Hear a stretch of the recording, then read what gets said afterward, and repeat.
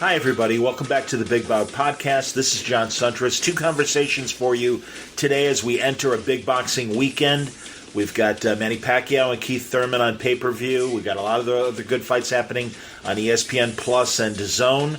And, of course, the Pacquiao-Thurman fight is part of Fox pay-per-view.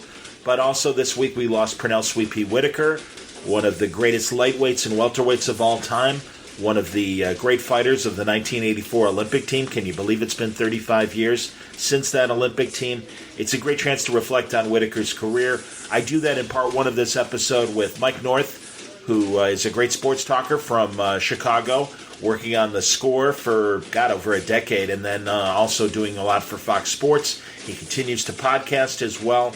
And Mike and I were there for Pernell Whitaker's last great fight against Felix Trinidad. Unfortunately, he lost it, and it was part of the downward spiral of Pernell Whitaker that began losing Oscar De La Hoya.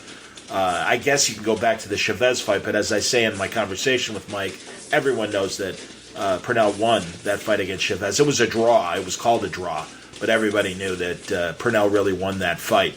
But he was one of the best, and much like there's comparisons to be made with classic greats like Willie Pep and recent greats like Floyd Mayweather, and we discuss that and more in part one of the show. And then I bring David Schuster in for part two to talk about the Pacquiao-Thurman fight. We talk a bit about Pernell Whitaker as well, and also take a look at some recent boxing news. Various stories. Nonito Donaire making news. It's been a couple weeks since that Canelo Alvarez Sergey Kovalev announcement that the fight wasn't going to happen, and also now it looks like that Canelo has abandoned his plans for fighting over Mexican Independence Weekend, which is always a great boxing weekend. Usually, I wonder what they're going to do to fill the void, because someone's got to do it. It's always a great chance to celebrate the greatness of boxing during Mexican Independence Weekend internationally, I think. So that'll be interesting, but. Yeah, I can't help it. I've got my opinions on what's going on promotionally and the way the networks cover things, and I cover that both with Dave and Mike on this edition of the Big Bout Podcast. Let's get into our conversation now with Mike North, talking about Pernell Whitaker and some other great past moments that we shared as we covered boxing in the 90s for The Score, and then we went our separate ways but continued our love for boxing, and you'll get a good dose of that in this part one conversation on the Big Bout Podcast. Happy to welcome Mike North, famous sports broadcaster and podcaster, to the Big Bout Podcast. Welcome back, Mike. Johnny boy, what's going on, brother? It's good to talk to you, my friend. Agreed, man. I'm sorry that it's under sad circumstances. Earlier this week, we lost one of the good ones, one of the class of 1984 as far as the Olympics go, Pernell "Sweet Pea" Whitaker. Yeah, and it really broke my heart. It did. I remember when I was a little bit younger, Pete Maravich died. That he was one of my favorites. Whenever you lose an athlete that you look up to or that you admire, what you feel bad. And forever, for entertainer, actor, it doesn't matter. But Pernell Whitaker, you and I went to see the fight at Madison Square Garden. And you know what? The reason I went, I wasn't a guy that always liked to travel. I mean, we do our remotes and stuff with The Score and stuff like that. But when I heard it was Pernell "Sweet Pea" Whitaker, I said, okay. And Trinidad wasn't bad either. I said, we got to go see this. And you got the tickets. We went there. We met Bud Schulberg, and we hung out at Madison Square Garden. And Whitaker was pre-Mayweather to me. I think Whitaker was as good a fighter as Mayweather. I think Whitaker, who was voted, by the way, in the top 10 in the last 80 years as a boxer, as an all-round boxer. Absolutely. By Boxing Magazine, by Ring Magazine. So I think before Mayweather, it was Whitaker. Only I think Whitaker went on the offense more than Mayweather did. Mayweather would sometimes lull you to sleep. I never felt sleepy watching Whitaker. You nailed it, Mike. That's exactly right. He was Floyd Mayweather with offense. And I mean, right. But he also, like Mayweather, could win a round without throwing a punch, and was very much, people would compare him to the great Willie Pep as a featherweight. He was that kind of fighter, and you're absolutely right, man. And then I'll tell you, the couple times he lost, like to even De La Hoya, which was before the Felix Trinidad fight, That was a controversial decision, but the biggest controversial... I thought he won that fight, John. Well, I thought he won that fight. And the bigger one was when he fought Chavez, and everybody knew that he beat Chavez. Everybody. It was ridiculous. But Don King held the cards, and that was the difference. Yeah, he got robbed a couple times, and it made me mad. I said the other day he was my third favorite boxer of all time. Not the third best, maybe, but my third favorite boxer. Sure. I had Holyfield at 1. You know, I had Cooney as my number 5 guy. I love Jerry Cooney. Sure. You know, I love Pernell, Sweet Pea Whitaker. Duran was my number 2 guy. I just entertaining fighters, guys that came to fight. The one thing I got with all my guys, from Duran to Cooney to Whitaker to Holyfield, every guy came to fight. When Holyfield got in that ring, you were going to see him fight. He wasn't going to back away. He wasn't going to dance. Whitaker, like you said, he wasn't like Mayweather. He would take offense and take it to you. Duran, we all know about him. Oh, yeah. Okay? I mean, so all these guys were offensive fighters, but also were just accomplished technical fighters also. 100%, Mike. And I'll tell you, Jerry Cooney, I have no problem with you having him on that list as well, because first of all, as an amateur, the guy was unbeatable, and even as a pro, he lost to Larry Holmes, he lost to Michael Spinks, fine, but he also retired Ken Norton, rearranged Ken Norton's face in less than a round, destroyed him, and it wasn't that long after Norton's prime. But it kind of convinced him, all right, maybe it's time for me to go if guys like this are doing it. And he had pure power. And again, he was alcoholic, he had drug problems, and he also had management that babied him. So there's a lot of talent in Jerry Cooney. I mean, I want Well, you know what, Cooney, when he fought Holmes fought the fight of his life, and he needed to. Sure. Because Cooney went 13 with them. Sure, and Holmes was in his prime. And Holmes, with that left jab, one of the great jabs of all time. And Jerry Cooney stood up to it. And Holmes was in trouble a couple times in that fight, but Cooney couldn't put him away, which is credit to Holmes. So, you know, Holmes is one of my top 10 guys. He came to fight. You never saw him fight away. Tyson, of course. Sure. You knew what was going to happen when he got in the ring. You know, the guy, I put Ali in the top 10, of course. He wasn't one of my top 5 favorites because what happened with Muhammad is the rope-a-dope. And you pay money to see a fight, and, man, sometimes, John, and you know this, he'd lay against the ropes for 4 straight rounds. That's fair. And it got to be very boring. That's why he's a great fighter, but he wasn't one of my favorite fighters to watch unless it was him and Frazier, and the trilogy's the greatest of all time. Well, I agree with that, and we'll take a second on Ali. I mean, yeah, but, you know, I give him credit against a guy like Ron Lyle, who was a beast, and Ali beat him. And I'll tell you, Mike, certainly in Foreman, I mean, you know, the knockout win against Foreman was magical. But also, even late in his career post then, he survived against Ernie Shavers. You can question the third fight against Ken Norton, and I think that's fair. But I'll tell you, in that rematch with Leon Spinks, and I rewatched it recently, I'll tell you something, man. He was moving, he was dancing, he was not leaning against the ropes like he did in the first fight against Leon, and Leon took the fight to him. Second fight, Ali's using the ring, running around. I mean, really, it was the Ali of old. He got it together for one last great performance. He didn't take Spinks seriously. Yes. He didn't take Spinks seriously, and I'll tell you what. Of course not. That's the biggest, in my opinion, as great as he was, that's a bad blemish. I think the Leon Spinks fight is a blemish. You know, Mike, it is. I understand, and we'll get to Whitaker. We'll get back to Whitaker in a second. Right. It's interesting. Again, as they get older, the fights become more challenging. Joe Louis kind of struggled against Jersey Joe Walcott. Got a gift decision. Had to prove himself in the rematch, and he did.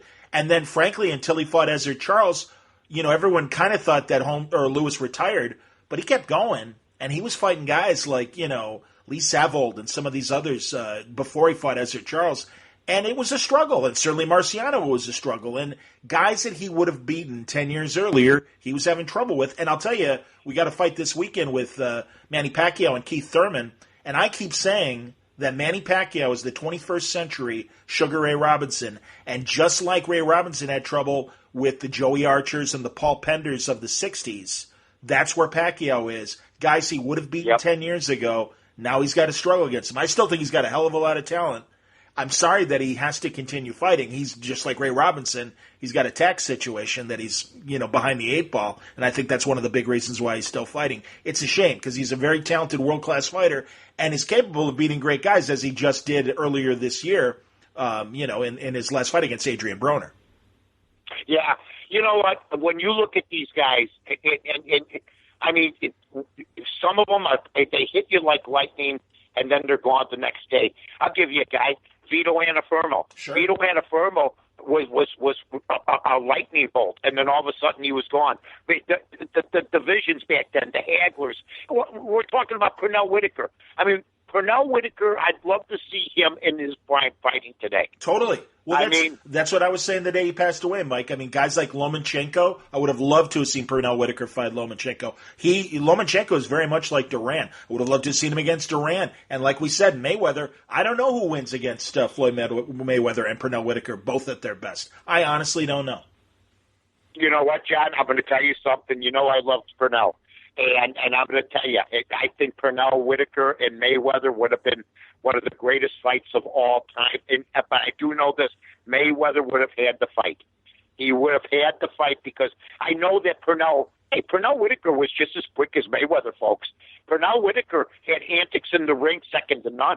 Pernell Whitaker would do the windmill, the whole ball of wax. Sure. He was an entertainer in that ring, folks. He was more entertaining than Floyd Mayweather. Floyd Mayweather was a technical fighter, defensive fighter that didn't have a lot of pizzazz.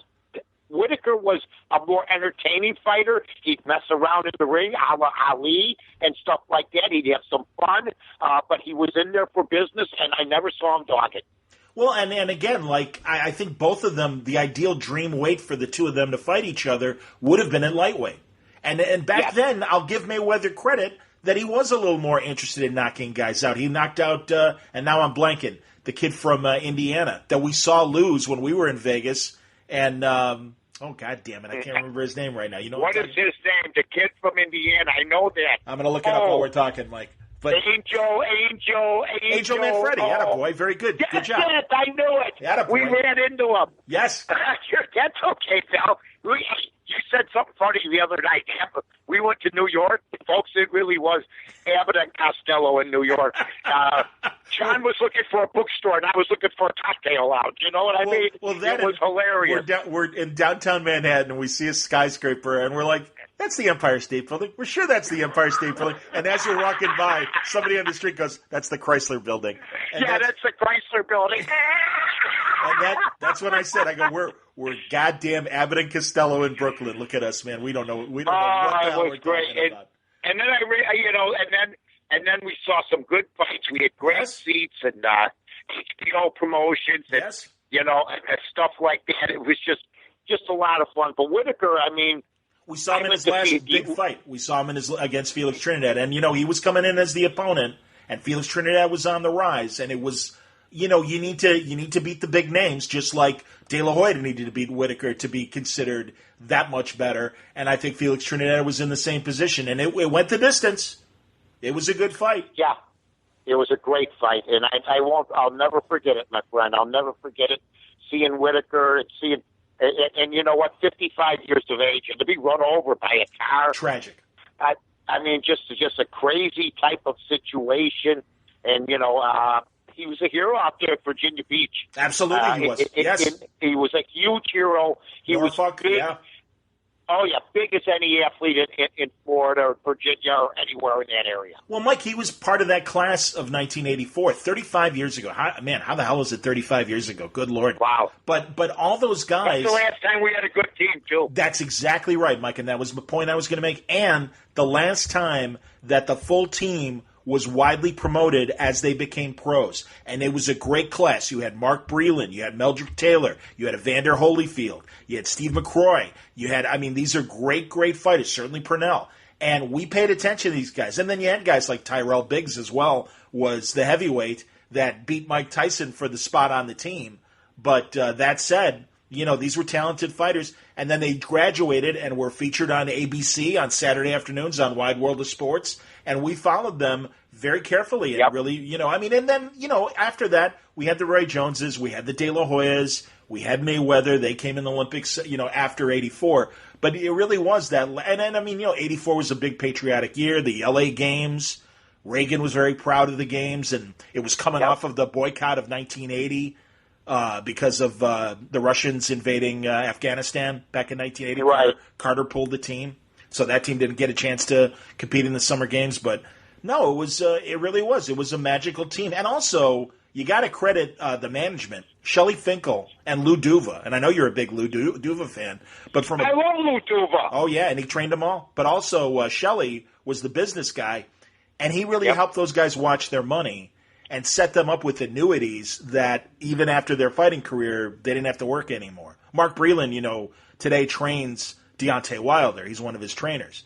That said, Mark was like this, and also Pernell was like this. Where and if he had an ass and his legs were, a little thinner, he could have been a much thicker. He could have been a much better fighter. I always thought he was too much of a string bean, too tall.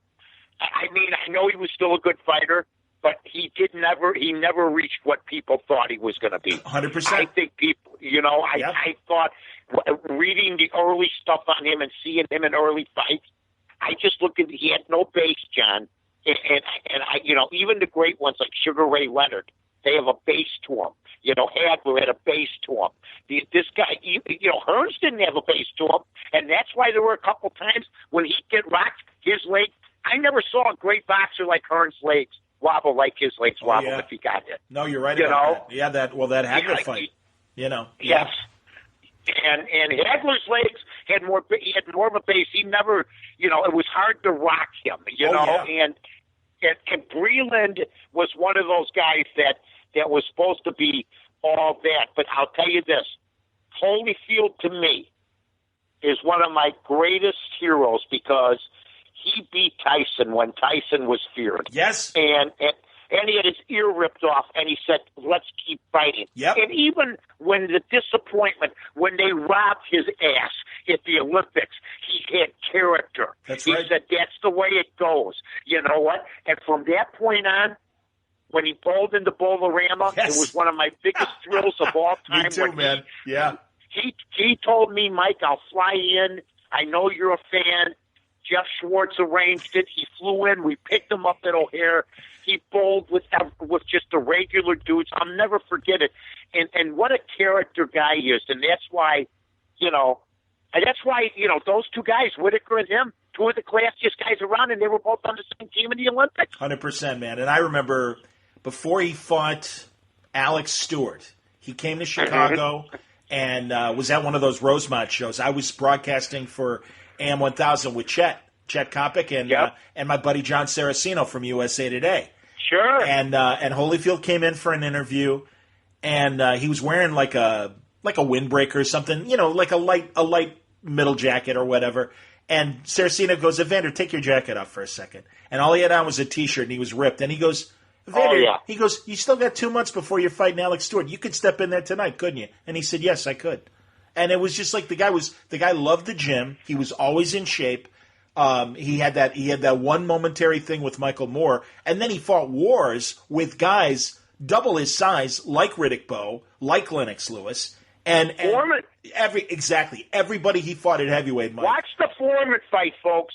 He's so little compared to Foreman, and he's standing right up with them. Absolutely, right up with this. And Foreman was, believe me, we saw it with Michael Moore. One punch he could put you out still, no matter how old he was. One of my finest moments of Boxing Illustrated was I got to interview Muhammad Ali before that Foreman Holyfield fight. It's funny, I was just talking about it this afternoon with one of the guys at WBBM Radio that's a fight fan.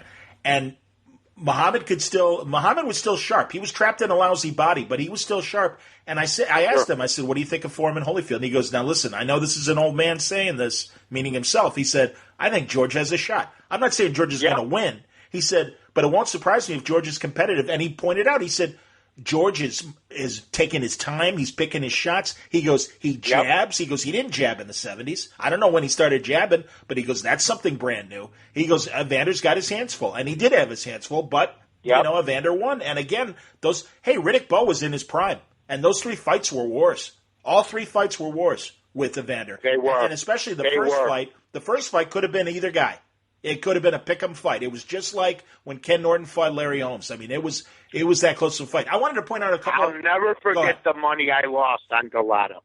When Galata fought Bo, we're in Vegas, and there's this was great. We're in a lounge in Vegas, and there's a couple black dudes that were rooting for Bo. Sure. And I was with, I think I was with Jimmy Cavall. I can't remember. I was with Nux, and we were rooting for Galata.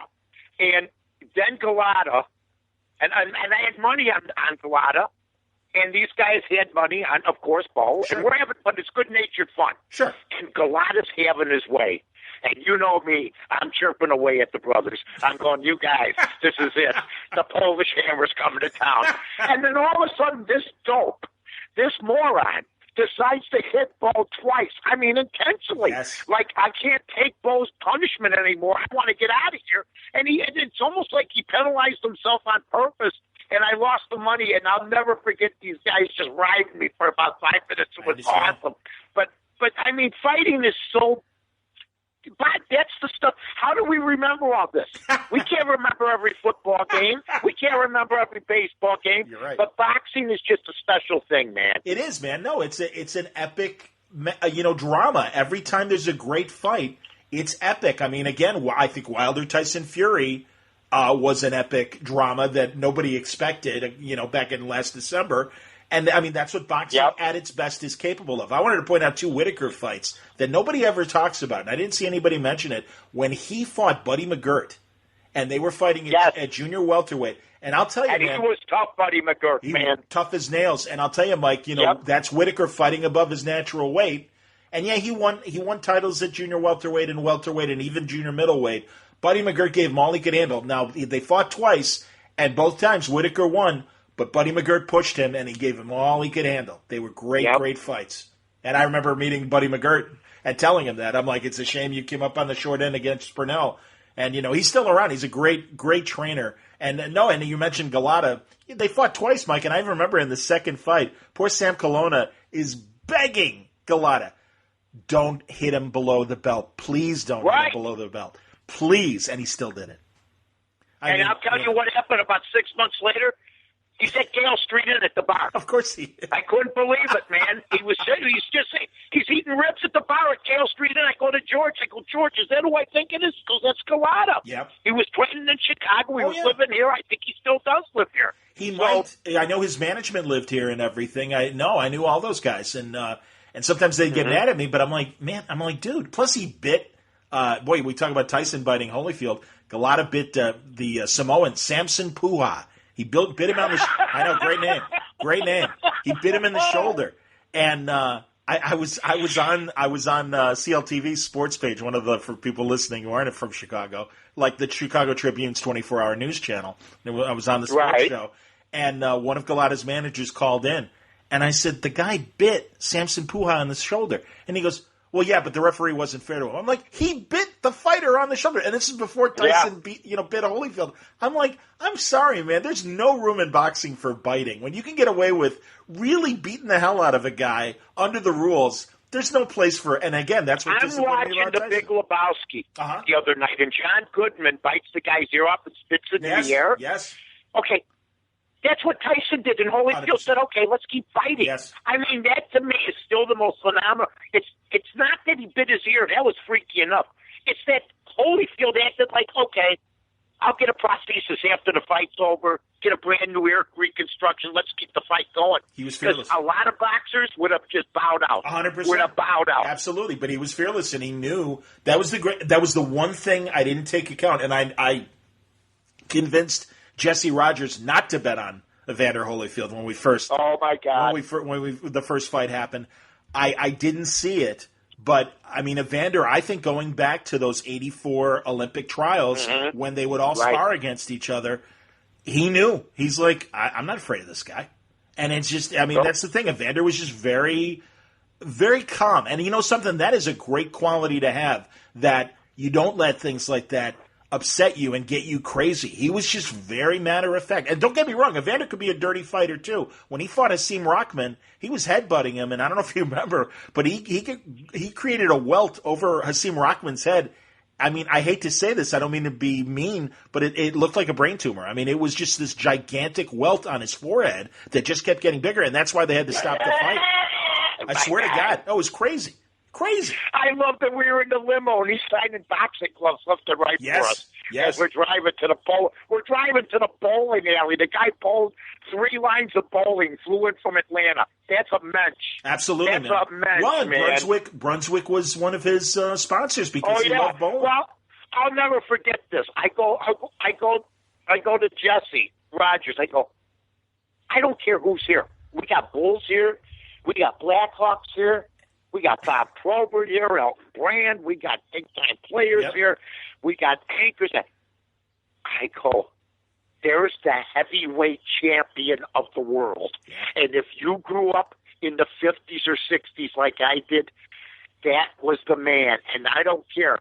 The aura was still there. I agree. There's the heavyweight champion of the world. And to me, that's still a cherished position no matter how much they bastardized it. Well, you know, we've got a decent – I won't go as far as some of the commentators will and say this is a golden age for the heavyweight division, but it is a good age. It is a good age. We got 4 guys that – and they are actually fighting each other. I mean, even, you know, Beer Gut Ruiz is having this rematch with Joshua. You got to give that guy a ton of credit for doing that. And also, because I'm the last guy to give Deontay Wilder credit beyond the fact that he hits like a Mack truck. He has no boxing skill whatsoever, but he throws every punch is a home run punch, hoping to flatten a guy.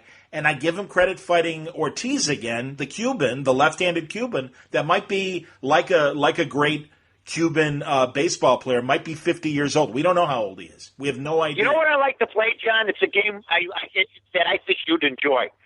What would happen to Deontay Wilder if he fought? And then I just have a blank line. And then I start filling in certain heavyweights. And I say, I fill in Ali, I fill in Frazier, I fill in Tyson. I don't care how tall Deontay Wilder is. Tyson in his prime did not care. Later it affected him. You know, I agree. Give a damn. But I start filling in all these heavyweights, and he just doesn't measure up to me. I don't know. That's the way it is. I think he's got a lot of bark. I think he's got some bite. Oh, sure. And, you know, no, I agree. I don't think he's all that, though, John. I really don't. Well, we're not gonna know, Mike, until he fights one of these 3 other guys. And he already did it with Tyson Fury. And by the way, that's the most interesting thing. I give Tyson Fury all the credit in the world for because not only since drawing with Deontay Wilder, the guy is taking care of himself mentally, and he is committed to being in the gym. And yeah, Tom Schwartz was not going to be a world beater, but he took him out early, just like he's supposed to. And I like if Fury fights Wilder again, I like Fury's chances, and I like Fury's chances against Joshua, and I even like his chances against Ruiz, just because. You know what Holyfield would have done to Fury? I mean, not the Fury, to Deontay Wilder. Sure, he would have killed him. You know what? He would have killed him. He would all of them, Mike. Honestly, I think Marciano, who at 185 pounds, could have beaten Deontay. Oh, yeah. He would hit Fury. He'd hit Wilder in the ribs, and that would the body shots. I mean, that these guys throw. People, you know, I've always thought the underrated thing about boxing is it's always been a headhunter's type of extravagance. Yeah. People want to see the headhunting. But, man, the liver shots, the kidney shots that paralyze a fighter, to me, are the most underrated shots in all of boxing that you try to describe, but it just doesn't have the same effect as some guy's head. You know, like the Rock'em Sock'em Robots. The head used to fly straight up in the air when they did each other, you know? Absolutely. But, you know, now we've got these 4 guys, and should they fight more than one guy and fight each other? Mm-hmm. And, again, I give Al Heyman, Ruiz's promoter, a lot of credit for sticking with the rematch against Joshua, because, you know, if this were the 80s, King or Aram would have been like, well, my guy's got 3 belts. Why do I have to waste my time fighting the British guy again? I'm going to take this car out for a spin. I got 2 heavyweight champions. He's got Wilder and he's got Ruiz. But I give him credit, and obviously it's because Andy Ruiz and his people think we could beat Joshua again.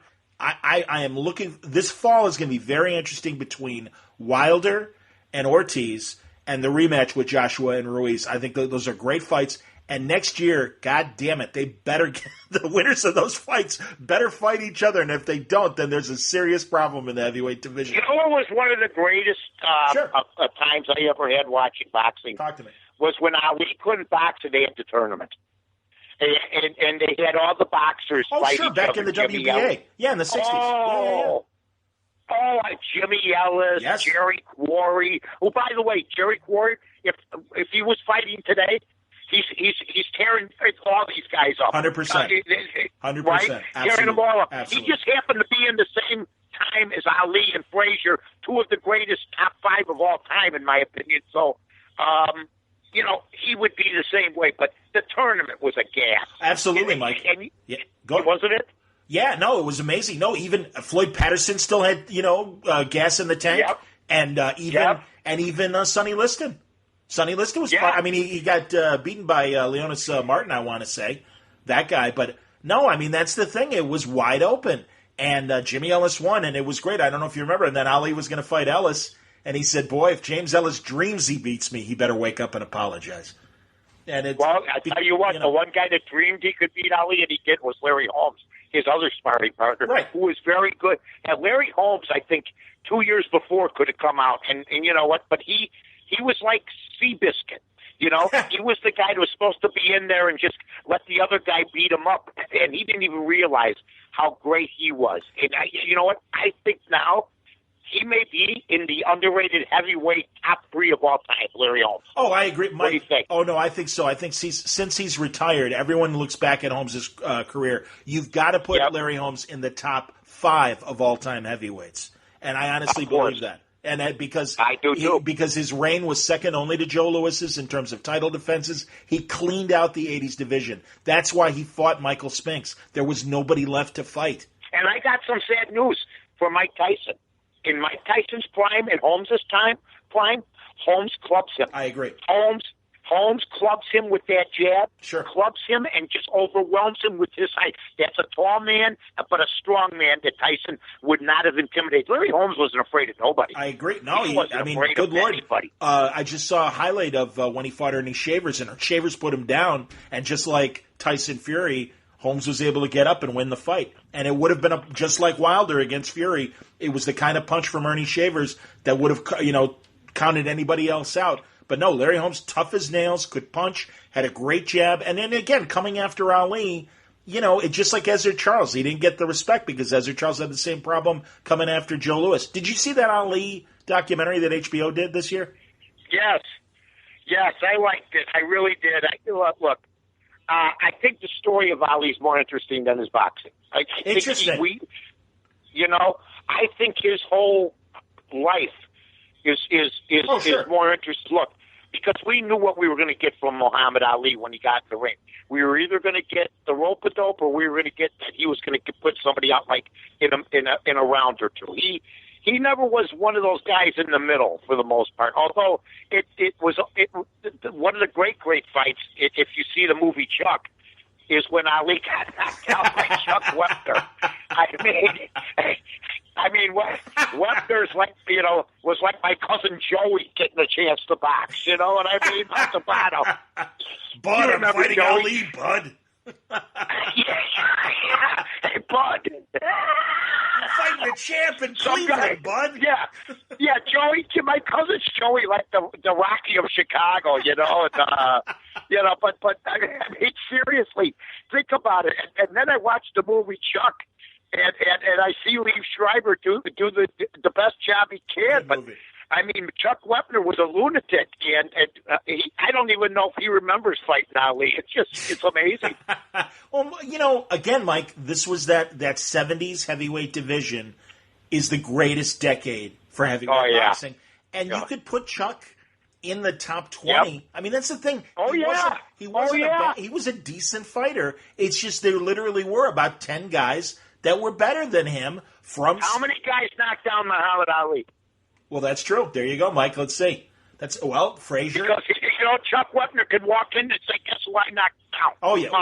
Well, he did step on his foot when he knocked him down. Quit it. Well, he did. Well, Ali was the most agile fighter of all time. Stand on your own 2 feet. I understand. Well, and also, I don't know why, Mike, there's a referee, Tony Perez, one of the Philadelphia referees. He always would be screwy in Ali fights. It happened in the second fight against Frazier. Ali is on Frazier's ass at the end of the second round, and he is pummeling him in the corner. And Tony Perez has a brain fart and thinks the round is over, and he makes Ali back off. Yep. And all of a sudden they realize, actually there's 30 seconds left.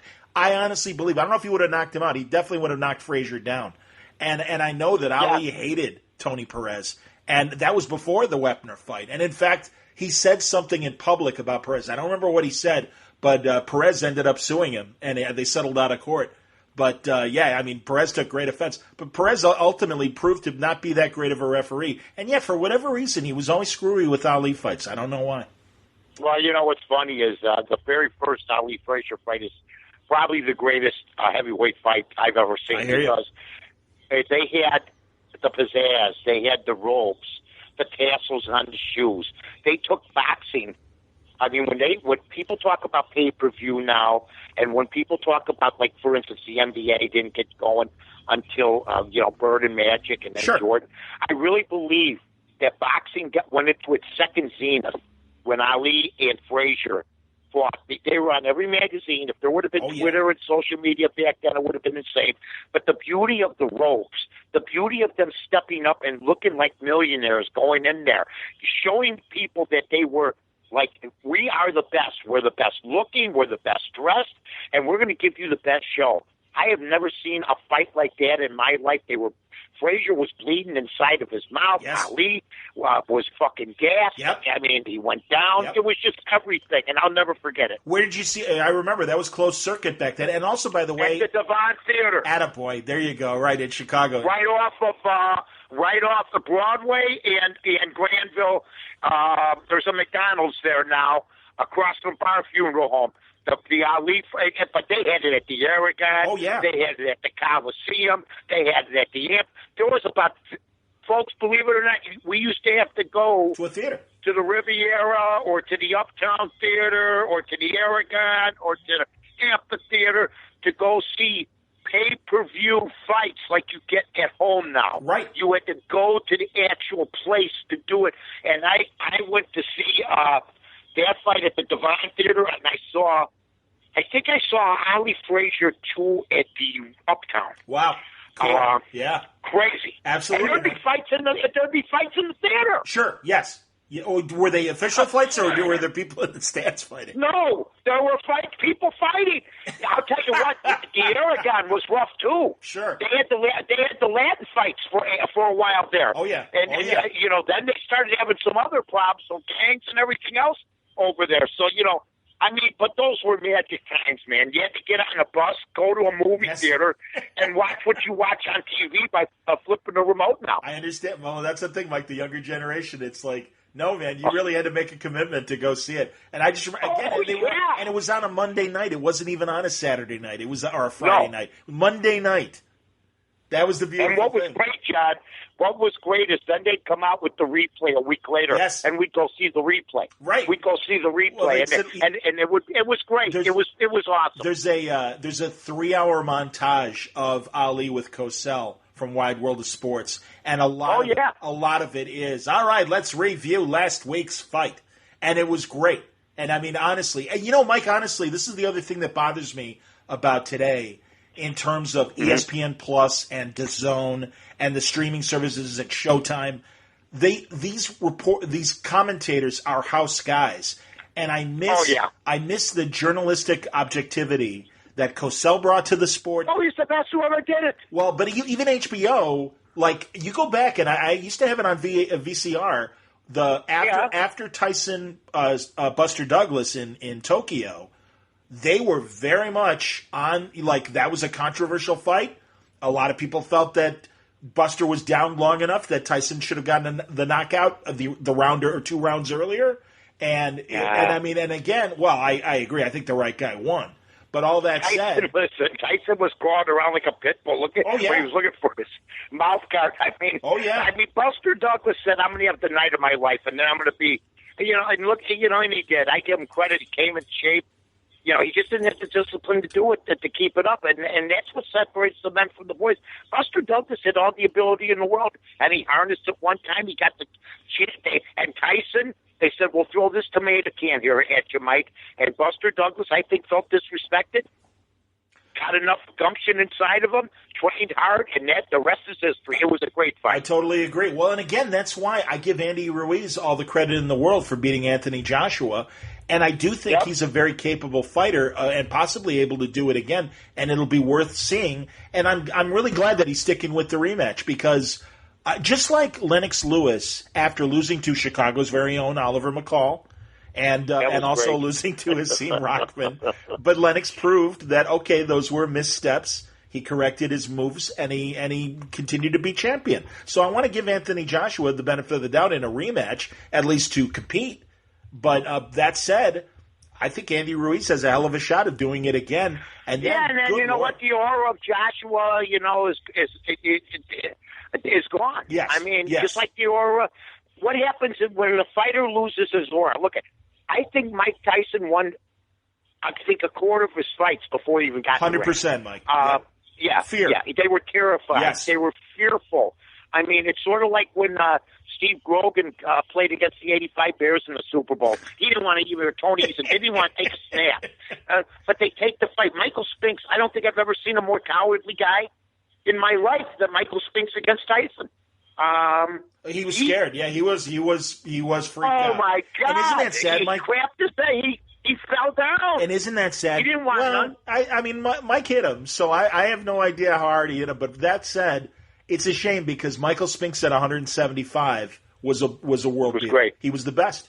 I mean, you put him with Ezra Charles and Archie Moore and Billy Conn as some of the greatest light heavyweights of all time. Another guy that, again, he cleaned out his division. There was nothing left to do.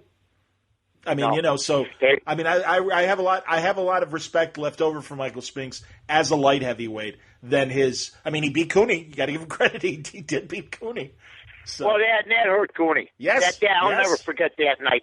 That hurt. It hurt his fan base.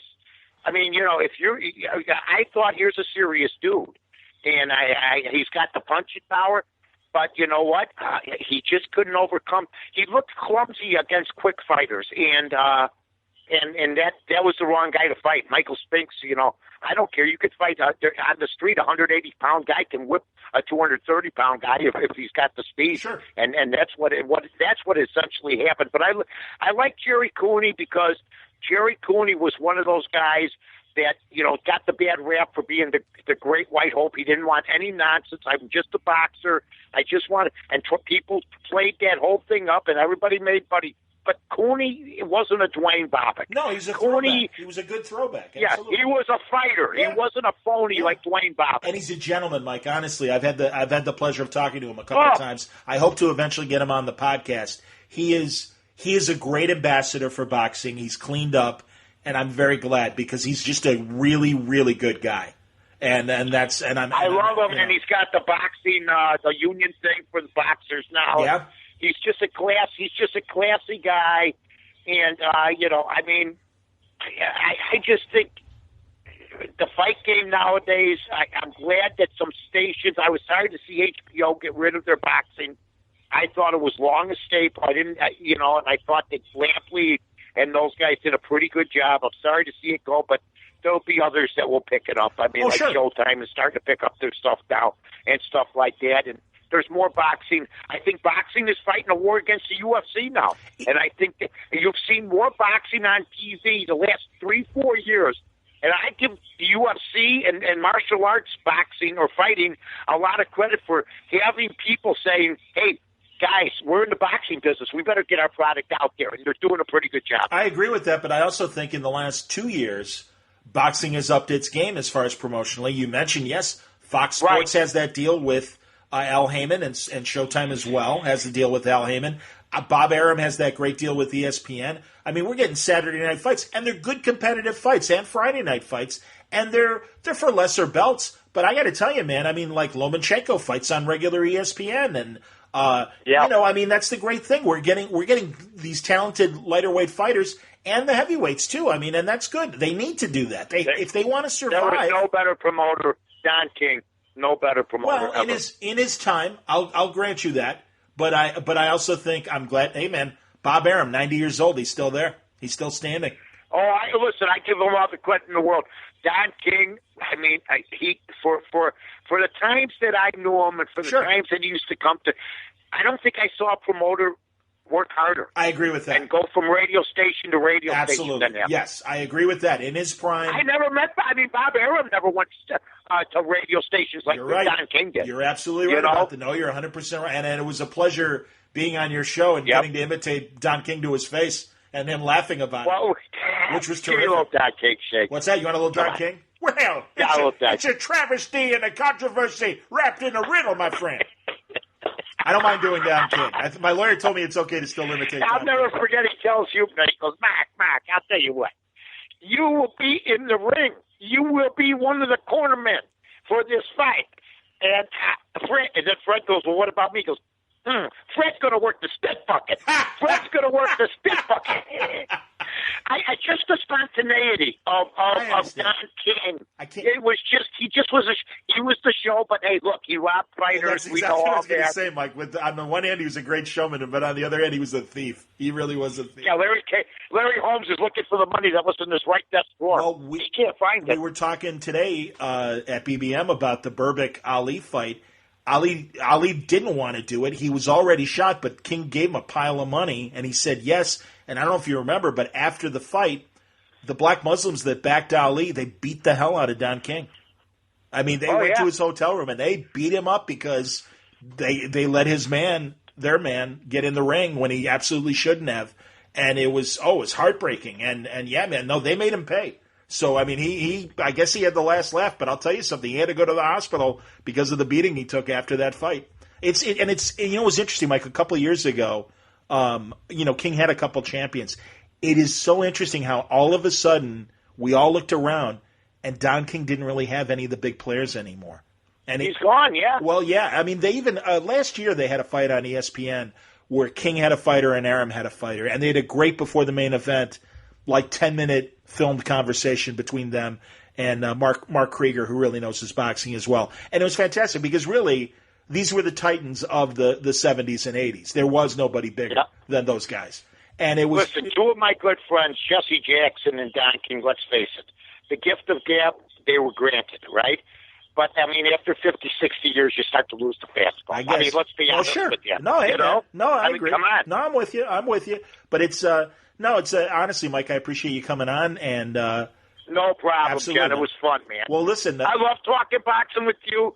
If maybe one of these days we'll go to another boxing match and that'd be great. And see somebody that. But I'll tell you what, we always enjoyed the lighter weight classes. Oh, we had a blast, man. We had a blast.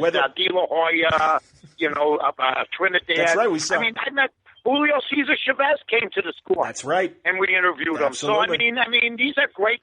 I got to meet. And forget about baseball players, all the players and football players we met, and all the greats from Chamberlain to Pete Rose. Man, we met some of the greatest fighters who ever lived. Remember, we had we got Roy Jones on the phone after he beat James Toney, and you guys made me get on the phone and apologize to Roy Jones because I thought Toney was going to beat him. I thought James Toney was going to. Or my favorite. Well, you know what? Roy Jones was another boring fighter to me. I mean, early in his career, he gave you a show, and then after that, he played it cautious. Right, yeah, you're right, Mike. No, that's the thing. He avoided guys. He avoided Joe Calzaghe. Right. He avoided a lot of great fighters. He did fight Mikolashevsky eventually. But no, this was ridiculous. And also, I was going to say one of my proudest moments was when Tyson fought Bruno in their rematch, and I was down in Vegas, and I was able to drag Frank Bruno to the payphone and have him talk to you and Dan Jiggets. And I think he thought Dan Jiggets' name was very Charles Dickensian, and because he's hello, Mr. Jiggett. It's a pleasure. My proudest moment was when I ran into Mike Tyson at a bar. And he had eight Long Island iced teas in him, and he gave me the Manson lamps, and I almost had a heart attack, but I did not go down. Got to stare that guy. Nobody's ever got a stare like that guy, ever. That's true. Ever. That's fair. Ever.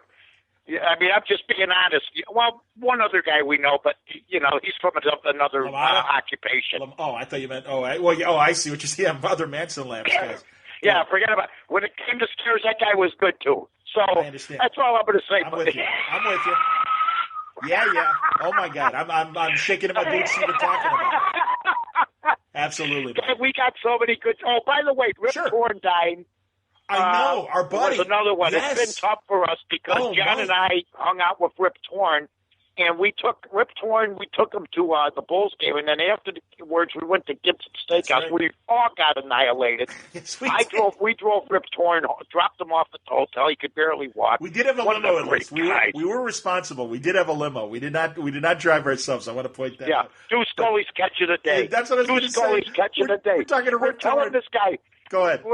Do Scully's catch of the day. Oh, come on now, guys. Otherwise, we won't take you to see Jordan. That was the great thing. I'm asking him about Cincinnati Kid, Sweet Bird of Youth, all these great movies. And you're like, let me ask you about Summer Rental with John Candy. Let me tell you. And he was thrilled. He was thrilled. Nobody ever asked me about that movie. Absolutely. What do you want to know? Oh, it was great. I want to find out about Scully's catch of the day. Was that ad-libbed? I mean, it was great. John, I had a good time, buddy. Mike, thanks for coming on. You're welcome back. I will do it again. All right, anytime.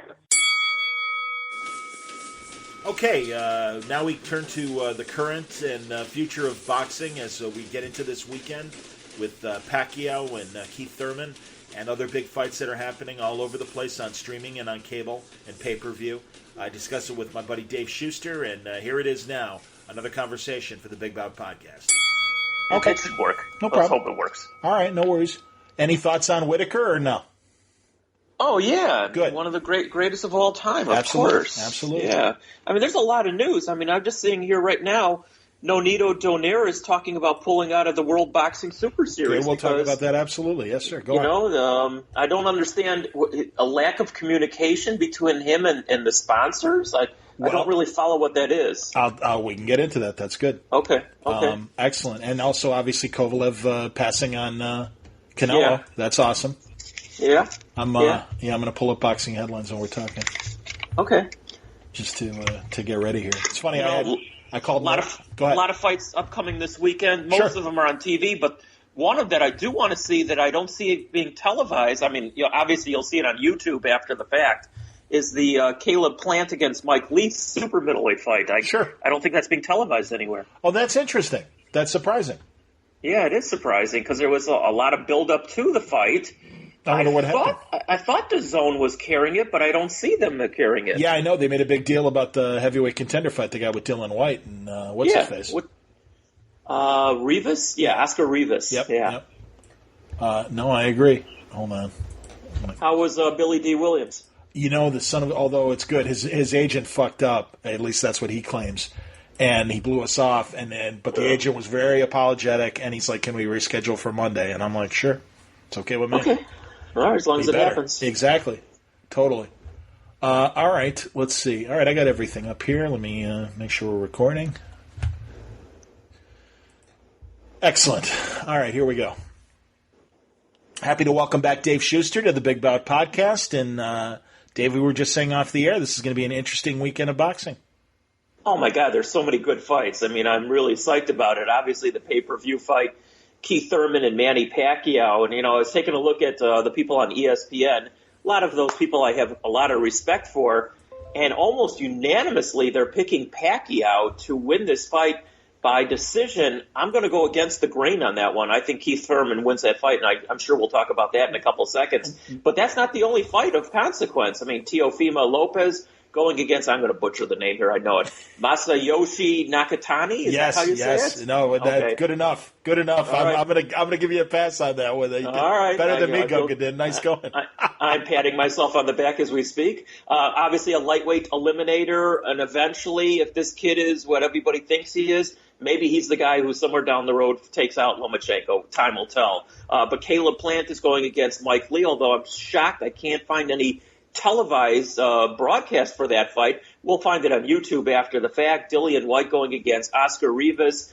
So there's a lot of good fights, and I'm looking forward to each and every one of them. I completely agree. And I got to tell you, man, I am looking for a pay-per-view venue or I guess, or a bar or something that's going to show Pacquiao and Thurman. Because frankly, I don't know if I want to spend $75 on this fight. And that said, I do think, like the ESPN people, I am picking Pacquiao as well. So I'm excited. Okay. I'm happy to get into that right now. Tell me what you like about Thurman, other than youth, obviously. Yeah, I mean, youth. It starts with youth. He is undefeated. Sure. Listen, I love Manny Pacquiao. He's given me some of the greatest boxing thrills over the last 10 to 20 years, that anybody has. Yes. When he was blitzing everybody, I mean, there was nobody second to him. So, I mean, but even though he was, semi-impressive in his last couple of fights, and he did knock out Matisse, and he did, thankfully beat up Broner. Yeah, he dominated over Broner. Anybody who beats up Broner is a star in my eyes. I'm with you. I'm totally with you. I got to give him kudos. At 40 years old, he still can fight, but something just tells me Thurman is too big, too polished in himself. I know he was not good in his last fight after the long layoff, but you know what? That's why he took that fight, so that when he stepped up against somebody better than his last opponent, that he'd be more ready. And obviously he's been in the gym for a long time. I'm just going to, go against the grain and everybody else. I just think Thurman wins this fight. Well, and I certainly think he has a chance. Again, I keep saying it over and over again. What fascinates me about Manny Pacquiao at this stage in his career is what made Ray Robinson, the real Ray Robinson, interesting in the 50s and 60s, in that, yes, if he had fought these same guys 10 years earlier, he would have crushed them. Sure. But that's what makes it interesting, and that's why and I'm blanking on the Australian that beat him. That was Horn. Jeff Horn. Yeah. And Pacquiao won that fight. Absolutely he did. Absolutely he did. But he was not impressive in that fight for whatever reason. Again, well, it was a hard fight, but that's the thing. I have a feeling, much like Evander Holyfield after a while at a heavyweight, every fight is going to be a tough fight for Manny Pacquiao because of his age. But that said, I don't know if that inspires him more. I have no idea, and I just think he's seen it all. He really has seen it all, and I don't think wasn't it Barrera, Marco Antonio Barrera, that knocked him out a few years ago when Barrera had jumped 3 weight classes to fight him? It wasn't Barrera. It was oh God. You see, I got to bring up Manny's stupid record to get it. It was one of the 5 fights he had with, and now all of a sudden I'm blanking out as well.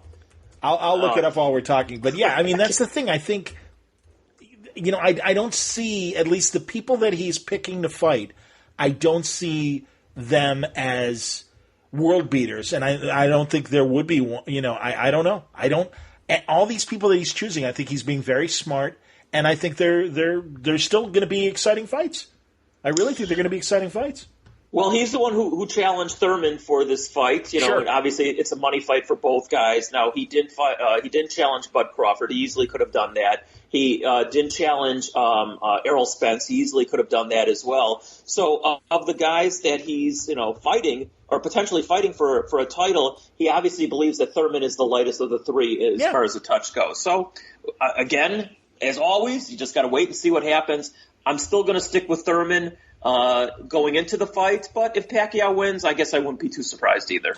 No, and honestly, it's an interesting. If it was a gambling thing, I don't even know what the line currently is. Although I do know that they're predicting that the fight won't go 12 rounds. We'll see. I mean, again, hey man, there are really good writers that I trust, like Khalifa, and I never know how to say his name, Sane. I mean, he's saying in the New Yorker, Manny Pacquiao might be making a big mistake in fighting Keith Thurman and everything. And it's like, can't blame him, man. I hear what you're saying. And again, it's a challenge. Ray Robinson had no business losing to Paul Pender and Joey Archer as he did in the twilight of his career. But this is what happens when you get older, and now the challenges are there.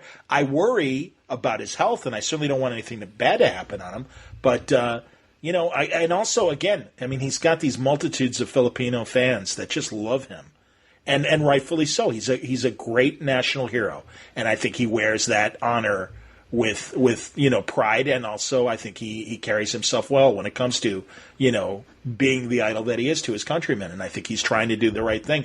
And he's I can't help it. I root for him, and maybe that's overpowering the logic of the younger guy is probably going to win this fight. We'll see. It's very interesting, and I do look forward to analyzing it and seeing the outcome. But like you said, no, there's other great fights as well. It is. It's another interesting weekend. Last weekend was okay, at least in terms of volume. I can't say I was too excited about a lot of the outcomes and stuff of the boxing we got last week. I was happy. I shouldn't say I was happy, but it was surprising to see Oscar De La Hoya's cousin lose. Because I think, again, being promoted by Golden Boy, I think he was on a very safe path. And I think, and again, I'm blanking on the opponent. I'm terrible at this. I'm never prepared for these things. Shame on me. but I was pleased to see him fight a tough fighter, and actually the guy deserved the win. And I thought it was a competitive fight. It was excellent.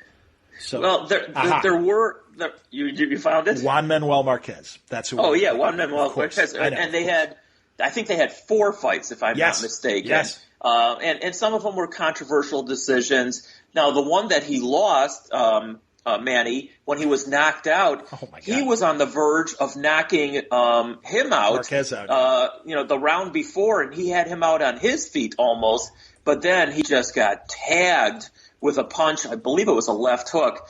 And, he was such a great counter puncher, and he just caught Manny Pacquiao, and he put him to sleep. I mean, that was one of the all-time knockouts that will be remembered forever and ever. And they talked forever and ever also about fighting one more time, but unfortunately for boxing fans, at least, it just never happened. I hear you, man. And, Duran had that a couple shocking losses. I mean, from Tommy Hearns when he knocked him out and things like that, and yet Duran was still able to get, great wins after that. And that's why, again, it's like, I don't count these guys out until a couple losses, and then I'm like, okay, all right, then now it's time, and that's why even Jeff Horn and stuff like that with Manny, it's like, let's see. And again, that's why as we anticipate the November or December matchup with Ruiz and Joshua too, it's like, all right, let's see. Again, I'm very stoked with what's coming in the fall, but we don't have to wait that long for good fights because we have good stuff coming. You pointed out a great headline regarding one of my favorite bantamweights, Nonito Donaire, and the the Muhammad Ali Trophy Series, the World Boxing Super Series, I believe it's called.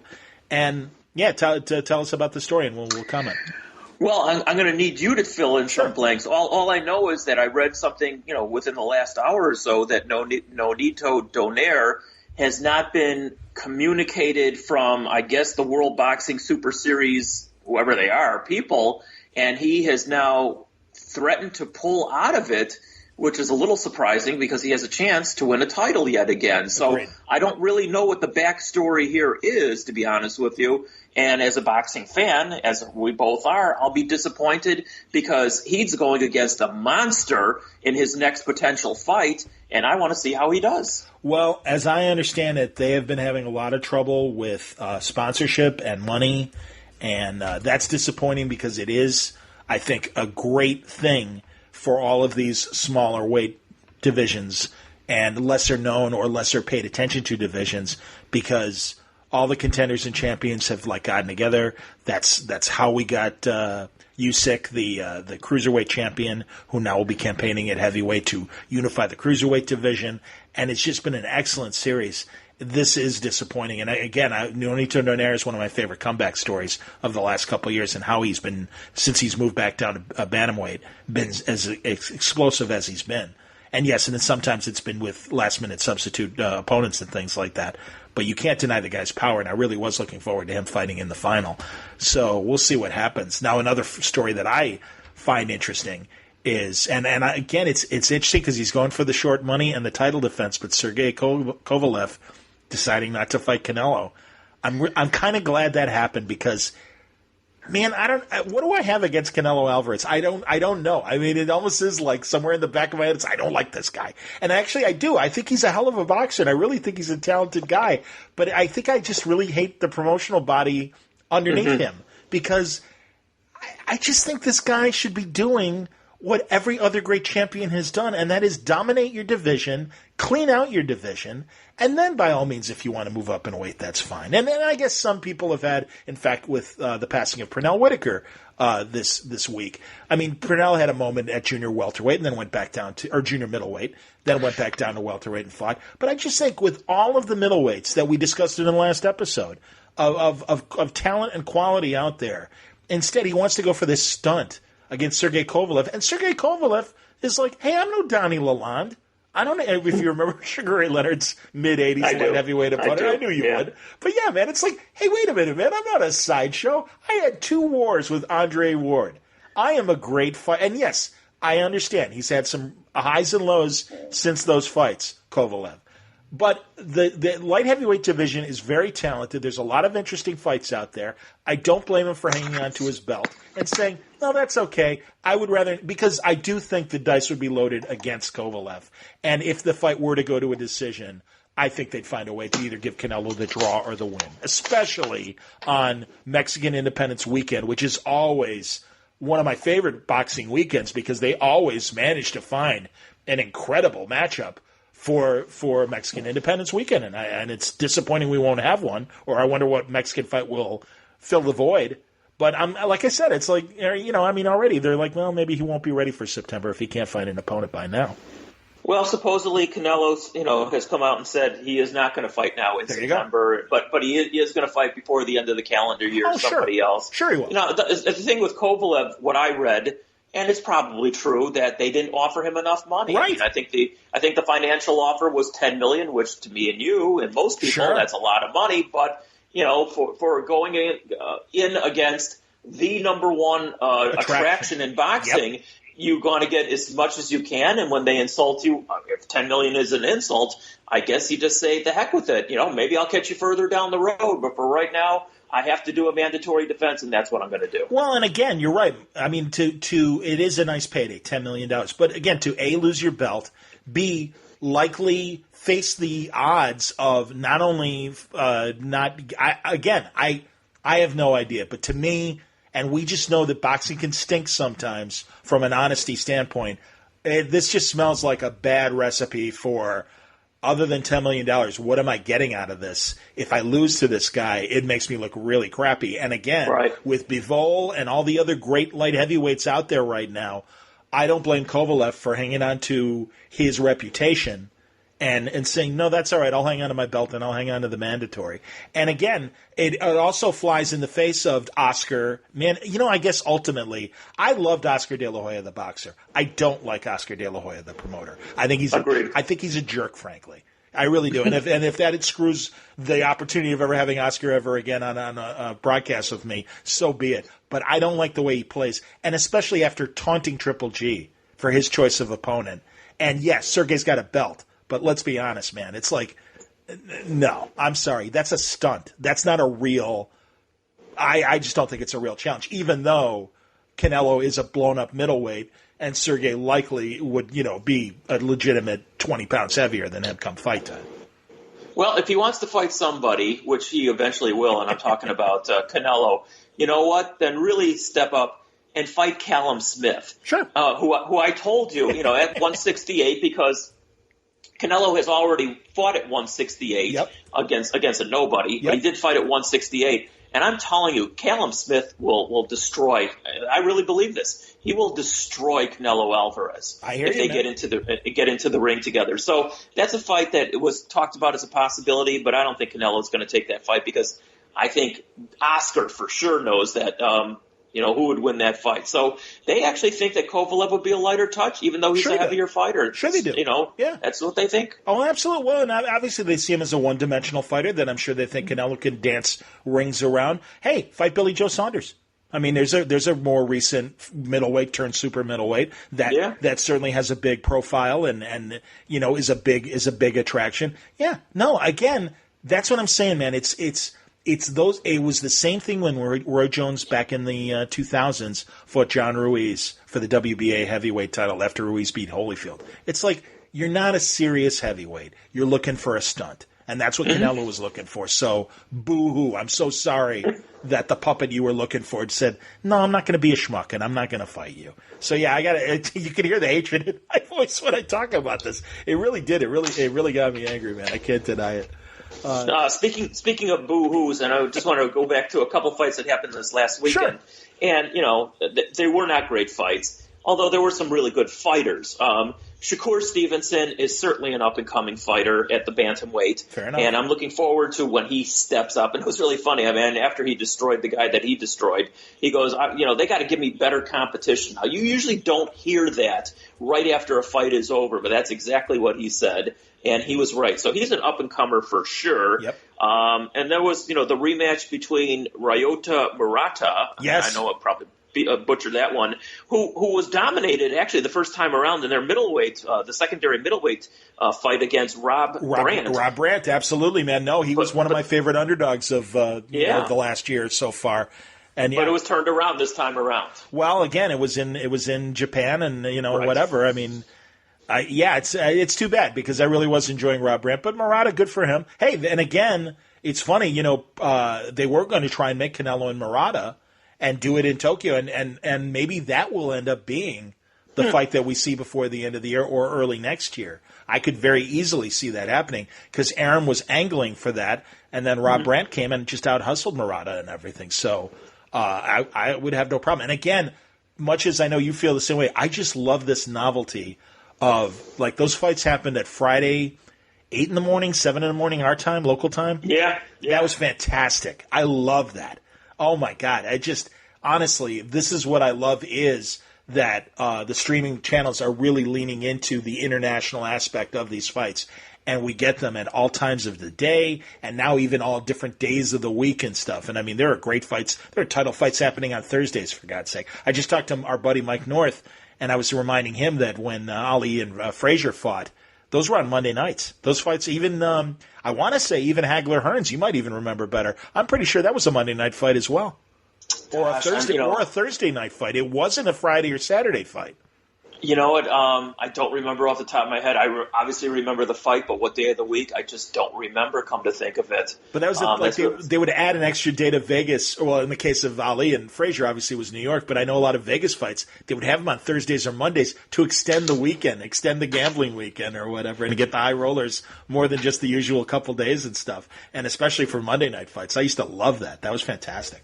Well, and the last Ali Frazier fight, of course, was on Wide World of Sports. It was Saturday afternoon here, but in the Philippines, it was actually Sunday morning already. and those guys, I mean, they I don't know what time they went to bed or even woke up for that fight, but they were fighting Sunday morning at like 10 in the morning for the fight to be televised back here in the Midwest at like 3 in the afternoon. Well, so the day before. You're right. And also, Tyson Douglas was on a Sunday morning in Japan, and it was for the Saturday night audience. And when Hasim Rahman beat Lennox Lewis in Africa, that was another fight that, again, was happening, at a crazy time. Even, of course, the Rumble in the Jungle, I think, probably had that same deal as well. Well, I wanted to, if you're interested, I really wanted to talk a bit about Pernell Whitaker. I'm really sure, of course. Sad as hell, man. I mean, he really was my age. I'm about to be 55. He was 55, and also to die in an auto accident like that. But really, one of the great stars of the '84 Olympics, and a truly masterful boxer. The way that people later would speak of Floyd Mayweather, well, we had the same kind of praise for Pernell Whitaker. Yeah, if not the greatest defensive fighter of all time, certainly in the team photo, along with Mayweather, of course. Oh, yeah. And there's some highlights that you can find on YouTube or otherwise where he stands right in front of a guy. He even has his hands down, and the guy is swinging and missing. He's just moving his head and his torso, and the guy can't touch him, and he's no more than 12 inches away from him. I mean, if that's not the sweet science, to hit and not get hit. I mean, he was a beautiful fighter. He got jobbed in a couple of his all-time fights. He did beat Chavez. There's no question about that. He also beat De La Hoya. That's a very questionable decision. I'll admit that I lean towards Oscar in that fight, but it's funny. As people will hear after our conversation, my conversation with Mike North, Mike said the same thing you did. That one, I think it was called a draw, if I'm not mistaken. Was it not? Now I got to look up Pernell's record because I thought the Chavez fight was the draw. Maybe it was. De La Hoya was the decision. But it's funny. Okay. When I saw the De La Hoya fight, it was in Chicago at a sports bar, and it was me and former WBC heavyweight champion Pinklin Thomas. Oh, PacMan Thomas. And it was great. And it was great having a real boxer with me. And even he is like, yeah, Whitaker got job tonight. And it was, hey, Don King was the promoter. Again, Chavez was his house fighter. Here, I'm here now. Against De La Hoya, it was a unanimous decision loss. Okay. And against... it was a draw against Chavez. Yes. And yes, it was a majority draw against Chavez. Yeah.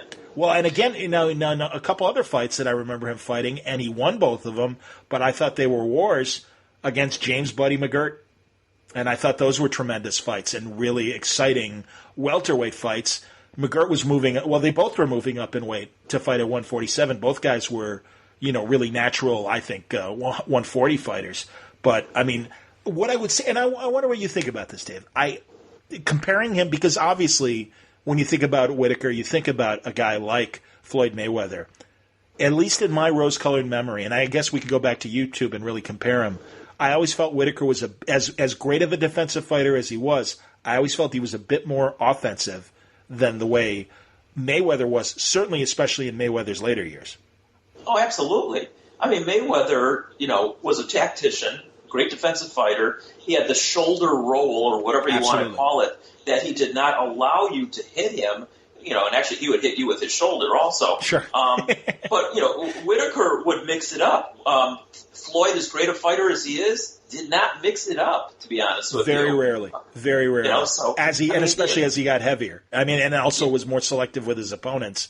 Yeah, I think so too. No, so, yeah, I mean, I'm trying to remember the one fight. I was watching this when I was down in New Orleans covering the Bears down there, and it was a Saturday night.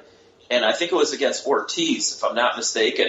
And that's when Ortiz sucker punched. Yep, no, actually, it was. Victor Ortiz. Did You're something. Right. You're right, Victor Ortiz. He did something, and then the referees got between them and started to break it up, and Floyd sucker punched him, Ortiz, to knock him out. And honestly, that might have been his only knockout over a span of about 5 or 6 years. So Floyd rarely, was, you couldn't really I guess you could call him a pugilist, but he wasn't really, in a lot of people's eyes, what they really wanted to see. He was a great fighter, and he was undefeated, but there was still something lacking from Floyd Mayweather, whereas Pernell Whitaker would get in with all the tough guys, and he would mix it up. I completely agree. I covered a couple of, actually I was going to say regarding Mayweather, the one time I do remember him knocking somebody out was Northwest Indiana's own Angel Manfredi, when they had the unification fight at lightweight, and in fact Floyd got the Ring Magazine lightweight belt because it was a unification fight, and he knocked out Angel in the second round. I mean, they stopped the fight, and in fact I even talked to Angel on CLTV. He called in, and he's like, the referee stopped the fight. And I'm like, well, Angel, I mean, you did take 12 shots without throwing a punch back. I don't know what the referee was supposed to do. I'm like, I respect you, and I think you're a great fighter, but maybe not that night. And also, getting back to Whitaker, unfortunately, I was there for his last big fight against Felix Trinidad at the Garden back in 1999. And that was tough because it was after, obviously, the De La Hoya loss. And it was just kind of, I'm even looking now to see how many fights after De La Hoya and Trinidad. So he lost to De La Hoya. There was a no contest against Andreev Pestreev. And then he fought Trinidad and lost. And then he lost again to Carlos Bojorquez. Yeah, I know. I'll take your word on that. Exactly, and I'll tell you, Carlos had a record of 14-2-5 when he fought Pernell. So no, I mean, unfortunately, the lights were out, and I mean, he went the distance with Trinidad, but Trinidad, obviously, this was him in his prime before Trinidad fought De La Hoya, and I mean, he carved him up. And I remember too sitting in the stands with Mike watching the fight, and there were some Trinidad fans, and they're like, "Come on, man, this guy ain't shit." And I turn around and I go, "Hey, that's Pernell Whitaker, man." I go, I don't get me wrong, he's going to lose this fight, but he's an all-time great. And the guy looked at me and goes, "Yeah, you're right." Well, at least that person who you were talking to was honest and realized that. Yeah, I mean, listen, some guys just finally run out of steam at the end. Sure. As great as they are. I mean, Roy Jones is a classic example. Roy Jones in his prime might have been he was one of the greatest fighters of all time, and he was pound for pound for the better part of a decade. Sure. But once he lost it, he really lost it. Well, and again, there's a guy, too, that took advantage of the multiple belts and picked and chose his opponents, and he avoided a lot of great fighters. And then, like you said, at the end, man, he couldn't beat Antonio Tarver. He couldn't beat Glenn Johnson. I mean, all these guys.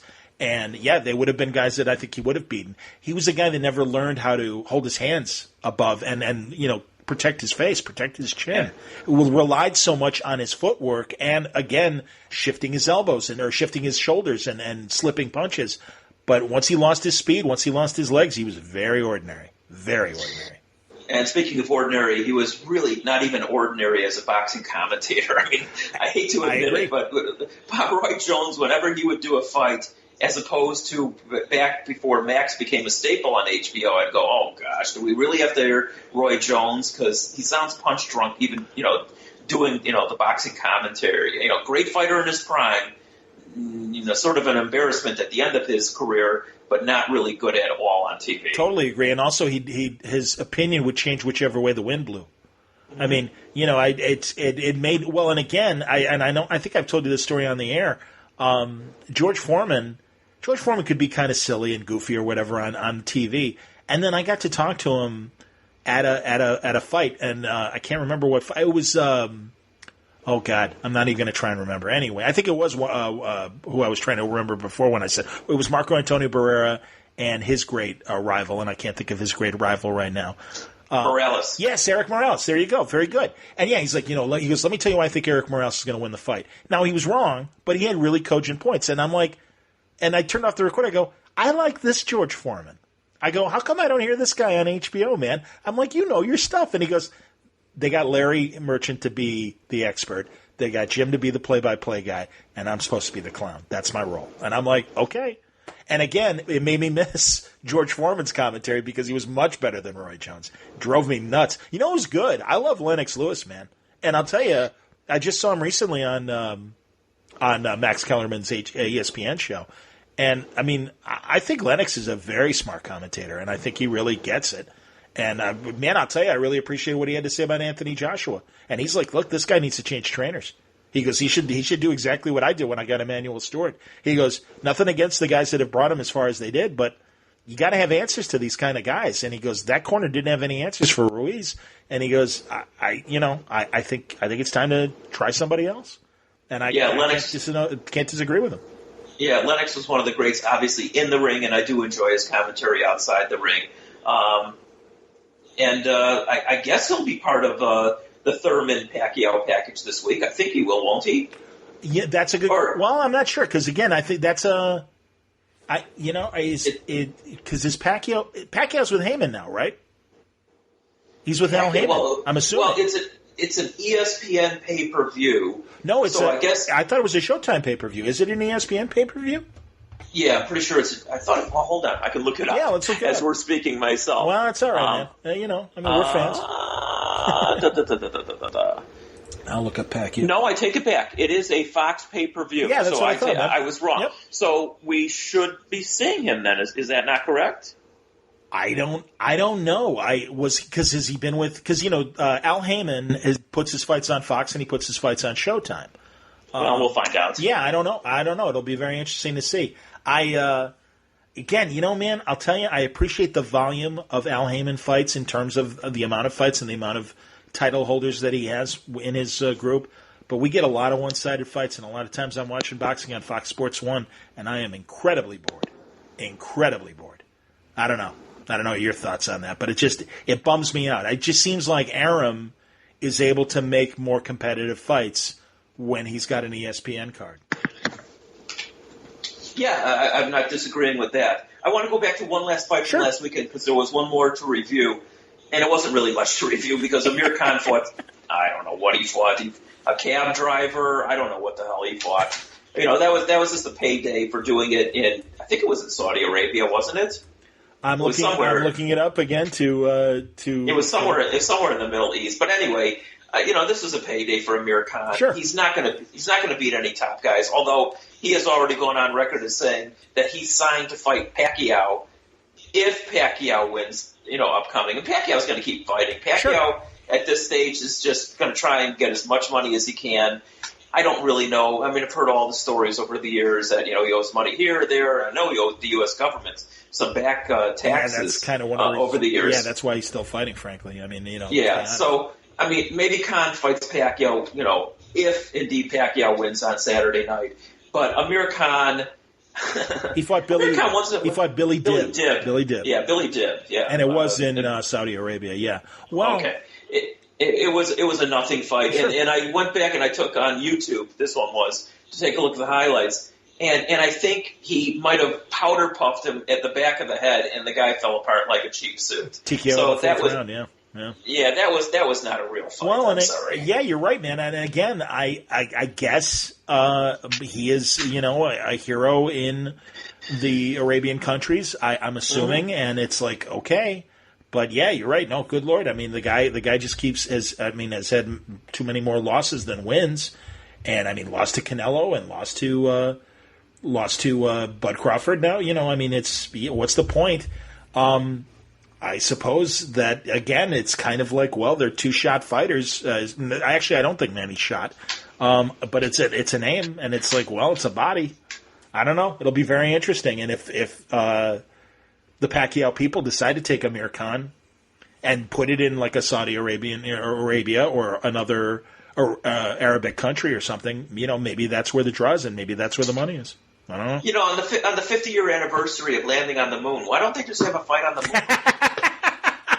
I mean, come on. Why hasn't Bob Arum come up with this one at this juncture? Well, it's a natural. That's like a science fiction version of back in the bare knuckle days and in the early club days when they would have fights on barges in international waters. So that would be great, man. A moon fight. I'm for it. I am completely for it. That's hilarious. You're killing me, David. Well, all right. Yeah, good memories, man. Again, the loss of Whitaker made me think of that great '84 Olympic team from 35 years ago, and it was the last great U.S. boxing team, top to bottom, that had so many gold medalists and so many world champions. Vander Holyfield part of that group, Virgil Hill part of that group. It's sad. It really is sad that we lost Pernell, because again, the guy he used to be compared to well before Mayweather was the great Willie Pep. And I would again, dream matches. I would love to have seen him against a Lomachenko. I think that would be an incredible fight at lightweight. I think he and Duran at lightweight would be an amazing fight to see. Certainly Mayweather. Yeah, it sucks, man. It really sucks. And to me at least, the especially sad part. Obviously the man is dying way too young, but he had some problems outside the ring. Yes. He had definitely had a drug addiction, but in his latter years, before this unfortunate accident, he got his blank together. And you can say shit. It's okay. Okay, we got his shit together. And, he was all of a sudden showing up in a lot of the boxing things, being feted for the great fighter that he was when he was in the ring himself. And, he was starting to get some of the adulation that he probably didn't get, that he deserved during his boxing career days. And, then the whole thing is just taken away. And, it's a shock to the boxing nation, of course, to his family as well. And it's just sad. It's just sad when somebody dies, way, way, way too young. Absolutely, man. And no, he was training fighters, and you're right about that he cleaned himself up and really was a positive role model, trying to, tell kids too, don't get into drugs and don't follow my example. And also another great boxing businessman that always stays in the background and stuff. Shelley Finkel. I mean, the '84 Olympians that stuck with the Duvas and Shelley Finkel, they were well taken care of, and they really were, impressed on it to like hang on to your money and don't worry, we'll invest your money, and if you play this smart, you won't have to work anymore. And I don't know how much Pernell held on to his money or not, but I know a lot of the others, like Mark Breland and even poor, good Lord, another guy that we lost, Meldrick Taylor.